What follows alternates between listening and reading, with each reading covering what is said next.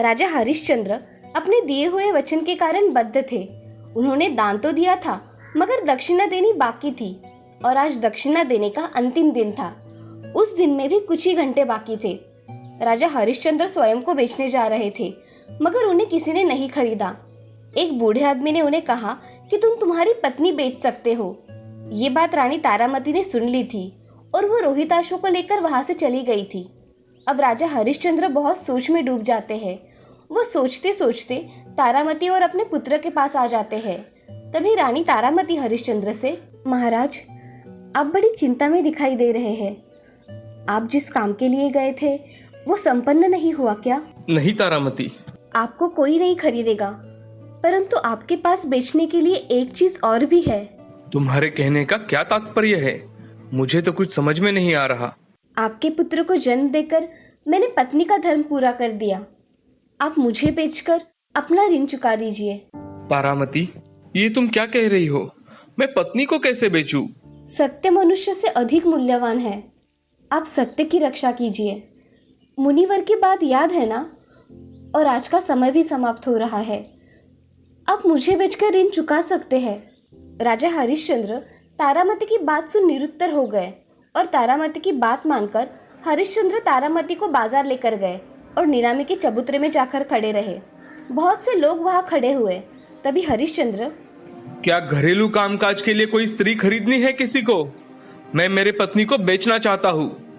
ऐसा कहकर हरिश्चंद्र चुप हो गए। उनका मन दुख से भर गया। एक आदमी इतनी भीड़ में हरिश्चंद्र से, अरे तुम कैसे आदमी हो जो अपने पत्नी को बेच रहे हो? मैं मनुष्य रूप में पिशाच हूँ। मैं वही करूँगा जो मुझे करना चाहिए। ऐसा कहकर वो फिर से लोगों से कहने लगे। तभी एक ब्राह्मण तारामती को खरीदने के लिए राजी हो गया। मैं इसे खरीदूंगा। आप इससे क्या काम करवा लेंगे? मैं इसे मेरी पत्नी की दासी बनाऊंगा। क्या मूल्य है इसका? कोई मनुष्य अपनी पत्नी का, अपने पुत्र की जननी का मूल्य कैसे आंक सकता है? हरिश्चंद्र की ये बात सुन ब्राह्मण बहुत खुश हो गया और उसने हरिश्चंद्र को 500 सुवर्ण मुद्राएं दी और कहा, आज से तुम्हारा इस स्त्री पर कोई अधिकार नहीं है। जी ब्राह्मण देवता। ऐसा कहते ही ब्राह्मण तारामती को लेकर घर जाने लगा। तारामती की आंखें भर आई। वो हरिश्चंद्र के पास जाकर, हे नाथ, मुझे आज्ञा दीजिए। तारा। उनके मुंह से शब्द ही नहीं निकल रहे थे। अपनी माता को एक ब्राह्मण के साथ जाते देख रोहिताश्व व्यथित हो उठा। तभी रोहिताश्व अपने माँ के पीछे भागा। उन्हें आगे चलना कठिन होने लगा। अपने पुत्र का रोना देख रानी का हृदय भर आया। माँ, तुम कहाँ जा रही हो? चलो चलो, देर हो रही है। कृपया मुझे इसे साथ लेने दीजिए। ये मुझसे बिछड़कर जीवित नहीं रह पाएगा। तारामती की ये बात सुन ब्राह्मण बहुत प्रसन्न हुआ। उसने बालक का भी मूल्य चुका दिया। ये लो, ये 250 स्वर्ण मुद्राएं। मैं इस लड़के को भी खरीद लेता हूँ।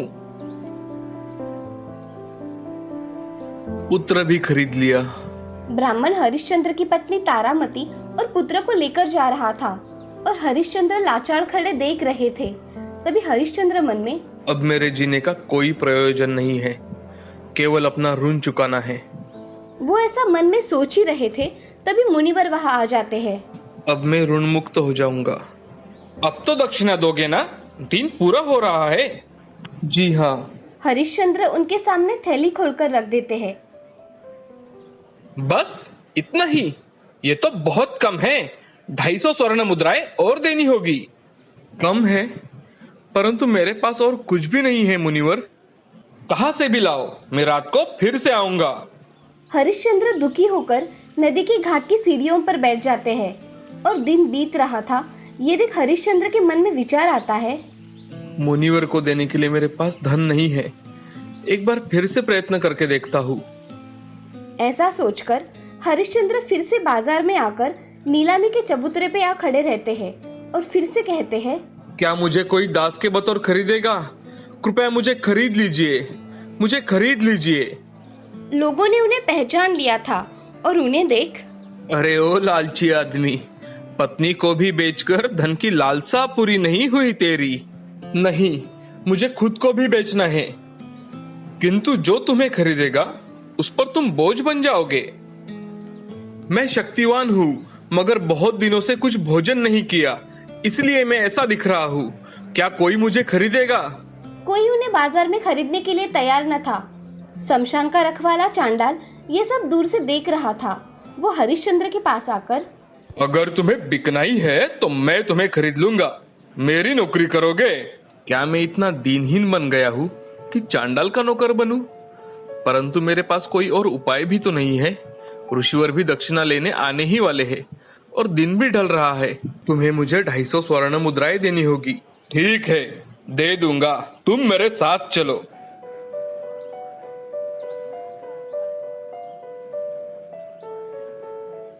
हरिश्चंद्र विश्वामित्र को दक्षिणा देकर अपने नए स्वामी के साथ चले गए।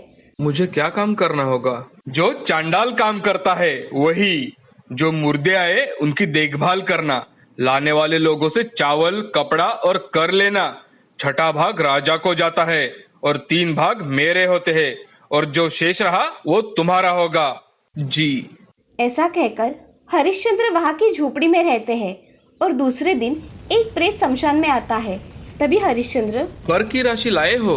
हाँ, लाए हैं। शवों का कर वसूल करने और उनका अग्निदाह देखने में हरिश्चंद्र के दिन बीत रहे थे। उस स्थान और आग की लपटों के प्रभाव से उनकी आकृति ही बदल गई थी। अब कोई उन्हें पहचान भी नहीं सकता था। जब उन्हें अपनी पत्नी और पुत्र की याद आती तो वे उदास हो जाते थे। ऐसे ही दिन बीत रहे थे। इधर रानी तारामती दिन रात ब्राह्मण के घर काम करती थी।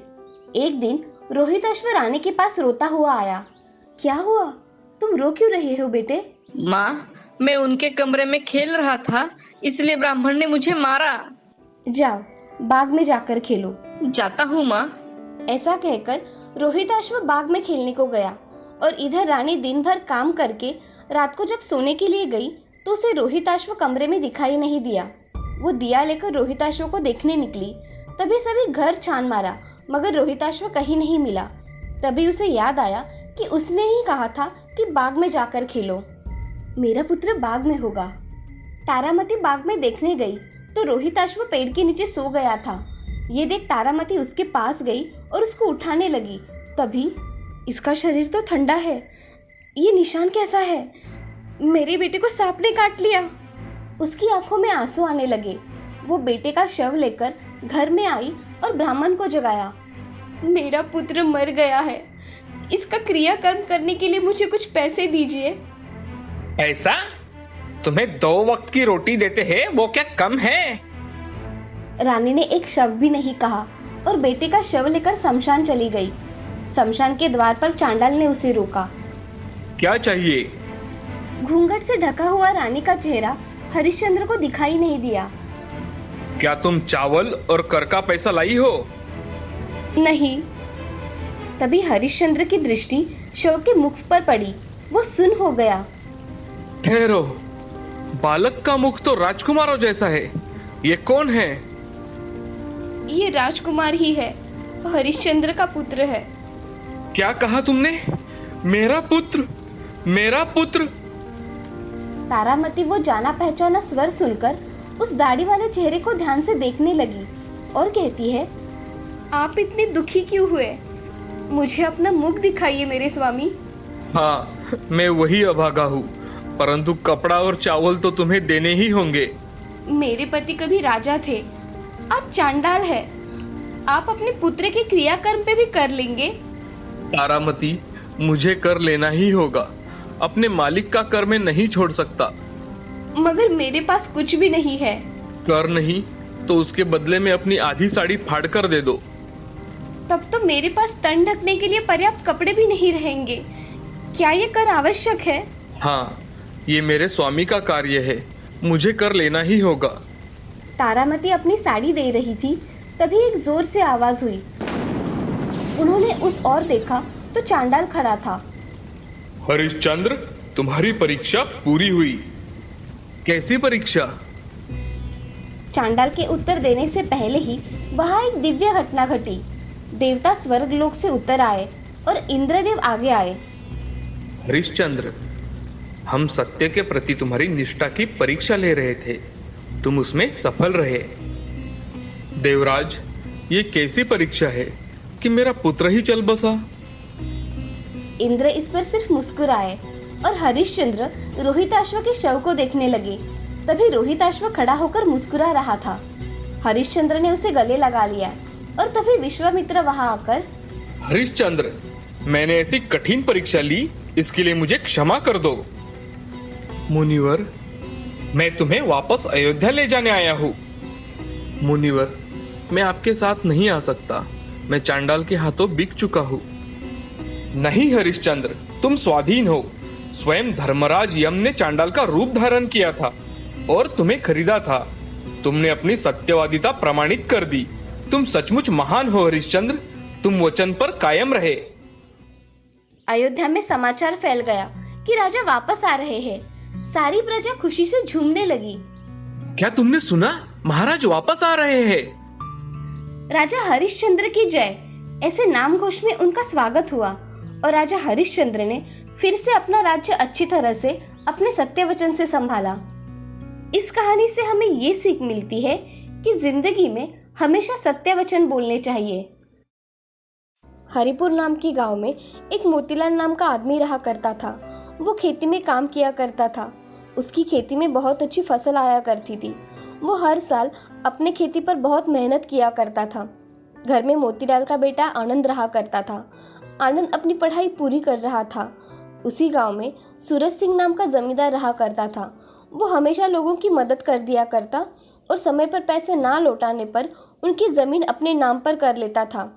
एक दिन सूरज सिंह का नौकर रघु सूरज सिंह से, मालिक, सुषमा ने हमसे पैसे लेकर 1 साल हो गया, अभी तक उसने पैसे लौटाए ही नहीं है। उसने गिरवी क्या रखा है? जी, उसने अपने जेवर गिरवी रखे हैं। ठीक है, तुम जाकर उसे बुला लाओ, मैं उससे बात करता हूँ। ऐसा कहकर रघु सुषमा को बुलाने घर चला जाता है। तभी रघु सुषमा से, सुषमा बहन, तुम्हें मालिक ने बुलाया है, उनको थोड़ा काम था तुमसे। मुझे मालिक ने क्यों बुलाया होगा? मैं आती हूँ, आप चलिए। जी। ऐसा कहकर रघु वहां से चला जाता है। सुषमा उसके पीछे ही सूरज सिंह के यहाँ जाती है। सुषमा को आते देख सूरज सिंह, आइए सुषमा बहन, हमने आपको किसी चीज की याद दिलाने के लिए बुलाया है। मालिक, मुझे पता है, मैंने अभी तक पैसे चुकते नहीं किए, इसीलिए आपने मुझे बुलाया है। हाँ, अब मैंने तुम्हें पैसे दिए हुए 1 साल हो गया है और तुमने उसका ब्याज तक नहीं दिया। अब मुझे तुमने गिरवी रखे हुए जेवरात ही लेने होंगे, क्योंकि पैसे और ब्याज पकड़कर उतना ही होता है। ठीक है मालिक, जैसा आपको ठीक लगे। ऐसा कहकर सुषमा वहां से चली जाती है। तभी सूरज सिंह खुद से, इन लोगों को कभी भी इनका लिया हुआ कर्जा भूलने नहीं देना चाहिए। इससे ही तो हमारा धंधा चलता है, नहीं तो हमारा धंधा कब का बंद हो गया होता। ऐसा मन में सोचकर सूरज सिंह अपने काम को लग जाता है। सूरज सिंह गांव के गरीब लोगों को पैसे देकर मदद करता था और उसके बदले में उनसे जमीन गिरवी रखवा लेता था। इससे सूरज सिंह के पास बहुत जमीनें हो गई थी और वो गांव का सबसे धनी व्यक्ति बन गया था। एक दिन मोतीलाल के बेटे को कॉलेज की फीस भरने के लिए पैसे नहीं थे, इसीलिए वो जमींदार के यहाँ चला गया। तभी जमींदार से मोतीलाल, नमस्ते सेठ जी। नमस्ते, कहो क्या काम था? सेठ जी, मुझे मेरी बेटी की पढ़ाई के लिए 50,000 रुपए चाहिए थे, क्या मुझे मिल सकते हैं? हाँ, मिलेंगे ना, मगर मेरे पास तुम्हें कुछ गिरवी रखना पड़ेगा। सेठ जी, मेरे पास जमीन के अलावा और कुछ नहीं है। तो तुम एक काम करो, तुम्हारे जमीन के कागजात मेरे पास रख दो, मेरे पैसे लौटाने के बाद जमीन के कागजात वापस लेकर जाना। हाँ ठीक है सेठ जी। ऐसा कहकर मोतीलाल अपने घर जमीन के कागजात लेने के लिए चला जाता है और कागजात लेकर सूरज सिंह के पास चला आता है। तभी सूरज सिंह उसके जमीन के कागजात अच्छी तरह से देख लेता है और उस पर मोतीलाल का अंगूठा लगा लेता है। उसने अंगूठा लगा लेते ही सूरज सिंह उसे पैसे दे देता है। तभी मोतीलाल, सेठ जी, आपका बहुत बहुत शुक्रिया, मैं आपका ये एहसान कभी नहीं भूलूंगा। ठीक है, पैसे जल्दी लौटा देना। जी सेठ जी, मैं आपके पैसे बहुत जल्द लौटा दूंगा। ऐसा कहकर मोतीलाल अपने पैसे लेकर वहां से चला जाता है। कुछ दिनों बाद सूरज सिंह अपने नौकर रघु के साथ खेतों की सैर कर रहा था। तभी उन्हें एक खेत बहुत अच्छा दिखा। सूरज सिंह उस खेत को देखकर, अरे ये खेत किसका है? बहुत अच्छी फसल आई है इस खेत में। मालिक, ये फसल मोतीलाल की है, उसकी हर साल की फसल ऐसी ही बहुत अच्छी आती है। इसकी ऐसी अच्छी फसल आने वाली जमीन भी तो हमारी ही है। जाओ जरा उसे बुला लाओ। रघु मोतीलाल को देखने के लिए चला जाता है तो मोतीलाल खेत में काम कर रहा था। ये देख रघु मोतीलाल से, अरे मोतीलाल जी, तुम्हें सेठ जी ने बुलाया है, उन्हें तुमसे कुछ बात करनी है। जी आप चलिए, मैं अभी आता हूँ। ठीक है। ऐसा कहकर मोतीलाल रघु के पीछे चला जाता है। वहां जाकर उसे सूरज सिंह एक जगह खड़े दिखाई देते हैं। तभी मोतीलाल सूरज सिंह से, सेठ जी आप यहाँ आइए ना। क्या ये खेत तुम्हारे है? जी सेठ जी, ये खेत मेरे है। 6 महीने होने को आए हैं, अब तक तुमने मुझे 1 रुपया भी वापस नहीं किया। उसका ब्याज पकड़कर 2 लाख रुपए हुए हैं। तुम्हें अब मुझे 2 लाख रुपए देने पड़ेंगे। सेठ जी आपने तो दाम दुगना कर दिया। मैं ये फसल बेचकर आपके पैसे वापस कर दूंगा। ठीक है, मैं चलता हूँ। जी सेठ जी। ऐसा कहकर सूरज सिंह वहां से चले जाते हैं। तभी मोतीलाल बहुत सोच में पड़ जाता है और वो सोचते सोचते घर आ जाता है। घर आकर मोतीलाल का बेटा आनंद मोतीलाल से, क्या हुआ पिताजी, आप बड़े चिंता में लग रहे हो? बेटे, आज खेत पर सूरज सिंह आए थे। उन्होंने पैसे मांगे हैं और उन्होंने हमारे 50,000 के 2 लाख कर दिए। अब हमें वो पैसे चुकाने होंगे, नहीं तो सूरज सिंह हमारी जमीन हड़प लेगा। इसलिए मैं बहुत चिंता में हूँ। अरे ऐसे कैसे कोई 50,000 का 2 लाख ले सकता है? वो हमें फंसा रहा है। हमें कुछ करना चाहिए बापूजी। हम कुछ नहीं कर सकते बेटा, क्योंकि मैंने पैसे लेते समय उसके पास जमीन के कागजात गिरवी रख कर आया हूँ और उन पर अपना अंगूठा भी लगा कर आया हूँ। पिताजी आप ऐसा कैसे कर सकते हो? वो हमें फंसा रहा है। हाँ बेटा, अब हम कुछ नहीं कर सकते। ऐसा कहकर मोतीलाल अपने आंगन में सोचते रहते हैं। तभी आनंद का दोस्त सुधीर वहां आ जाता है और सुधीर आनंद से, अरे आनंद, क्या हुआ है? तुम बड़ी चिंता में दिखाई दे रहे हो। सुधीर, बात ऐसी है कि सूरज सिंह से हमने पैसे लिए थे। अगर हमने उसके पैसे वापस नहीं किए तो वो जल्द ही हमारी जमीन हथिया लेगा। आनंद, तुम्हारे खेत में पंप भी है ना, और उसको पानी है ना? हाँ है सुधीर, मगर तुम ऐसा क्यों पूछ रहे हो? मेरे मन में कल्पना है, अगर हमने वो किया तो तुम्हें तुम्हारी जमीन वापस मिल सकती है। क्या कल्पना है? जल्दी बताओ सुधीर। आनंद, तुम शहर में जाकर कुछ नकली हीरे लेकर आओ, दिखने में एकदम असली लगने चाहिए, और हम दोनों हैंडपंप के पाइप में वो हीरे डाल देंगे, जिससे उसे लगे कि हैंडपंप हीरा देता है। उसके सामने ये सब हमें करना पड़ेगा, समझे? मैं समझ गया सुधीर तुम्हारी कल्पना। अच्छा चलो तो फिर काम पर लग जाओ। ऐसा कहकर आनंद दूसरे दिन शहर में जाकर कुछ नकली हीरे खरीद कर लेकर आता है और हैंडपंप के पाइप में डाल देता है। अगले दिन सुधीर और आनंद खेत में चले जाते हैं। तभी वो हैंडपंप का डंडा हिलाकर देखते हैं तो उसमें से हीरे निकलते हैं। ये देख सुधीर, हाँ, अब ये सही तरीके से गिर रहे हैं। अब हम ये बात सारे गांव में फैला देंगे। हाँ। ऐसा कहकर सुधीर गांव में जाकर सभी लोगों से, अरे भाइयों सुनो, मोतीलाल चाचा के खेत में हीरे देने वाला हैंडपंप है, जिसे देखना है वो आ सकते हैं। अरे ऐसा कभी होता है क्या सुधीर भाई? अरे मैं सच कह रहा हूँ, अगर आपको विश्वास नहीं होता है तो आप खुद चलकर देख लीजिए। गांव वाले उसकी बात सुनकर चौंक जाते हैं और देखने के लिए खेत में जमा हो जाते हैं। तभी ये बात सूरज सिंह के कानों पर आती है। सूरज सिंह रघु से, अरे रघु, ये गांव वाले बोल रहे हैं कि मोतीलाल के खेत में हीरा देने वाला हैंडपंप है। क्या ये बात सच है? मालिक, सभी लोग तो गए हैं देखने के लिए। लोग कह रहे हैं तो बात सच ही होगी। ठीक है, तो हमें पहले जाकर वो जमीन हड़प लेनी चाहिए। मालिक, हमें उससे 2 लाख रुपए ही लेने हैं। हम उसकी जमीन अभी हड़प नहीं सकते। मुझे लगता है कि आप उसे कुछ पैसे देकर हैंडपंप खरीद लीजिए, इससे आप बहुत अमीर बन जाएंगे। आज इतने दिनों बाद तुमने बहुत पते की बात की है, इसका तुम्हें जरूर इनाम मिलेगा। धन्यवाद मालिक। ऐसा कहकर रघु वहां से चला जाता है। सूरज सिंह जल्दी से मोतीलाल के खेत में चला जाता है। वहां जाकर देखता है कि सभी लोग उस हैंडपंप के पास खड़े थे। ये देखकर आनंद, देखिए देखिए, हमारे हैंडपंप में से हीरे निकल रहे हैं। ये हीरे असली है या नकली, ये अभी शहर से लोग आकर चेक करेंगे। ऐसा आनंद गांव वालों से कह रहा था। तभी सूरज सिंह आगे आकर आनंद से, दिखाओ तो जरा कैसे है हीरे। हीरो को मैं ना पहचानूं, ऐसा कभी हो सकता है? ऐसा कहकर सूरज सिंह आनंद के हाथ से हीरा लेकर देखते हैं। तभी उन्हें वो हीरा असली दिखाई देता है। वो देखते ही रह जाते हैं। अब सूरज सिंह सभी गांव वालों के सामने, ये हीरा असली है। सभी लोग आश्चर्य व्यक्त करके अपने घर चले जाते हैं। तभी सूरज सिंह आनंद से, ये हैंडपंप में लेने के लिए तैयार हूँ। इसकी कीमत तुम कितनी लगा रहे हो? आपकी पूरी जायदाद बेचकर भी इसकी कीमत वसूल नहीं होती, क्योंकि मुझे हीरो की कीमत पता है। ये सुनकर सूरज सिंह सोच में डूब जाता है और दूसरे क्षण उन्होंने जल्दी से अपने जायदाद आनंद को देने के लिए रघु को बताया। रघु, अभी के अभी जायदाद आनंद के नाम पर करने के लिए डालो। मुझे कल तक सारे जायदाद के पेपर रेडी चाहिए। जी मालिक। ऐसा कहकर रघु वहां से चला जाता है और सूरज सिंह आनंद से, आनंद, कल तक ये हैंडपंप मेरा होगा। कल ही मैं सारी जायदाद तुम्हें दे दूंगा। चलेगा सेठ जी। ऐसा कहकर आनंद अपने घर चला गया और अगले दिन सूरज सिंह अपनी जायदाद के पेपर लेकर आनंद के पास आया और सूरज सिंह ने हैंडपंप वाली जमीन खरीद ली। उसके बदले में अपनी सारी जमीन आनंद के नाम कर दी। आनंद पैसे और जमीन के कागज लेकर वहां से चला जाता है और सूरज सिंह हैंडपंप के पास जाकर उससे पानी निकालने का डंडा हिलाता है। तभी उसमें से पत्थर आते हैं। अभी तो इसमें से हीरे निकल रहे थे, ये पत्थर कहाँ से आने लगे? मालिक, इसमें से तो पत्थर ही निकल रहे हैं, हीरे तो कहीं दिख नहीं रहे। इसका मतलब मुझे उस आनंद ने फंसाया है। हाँ मालिक, लग तो ऐसा ही रहा है।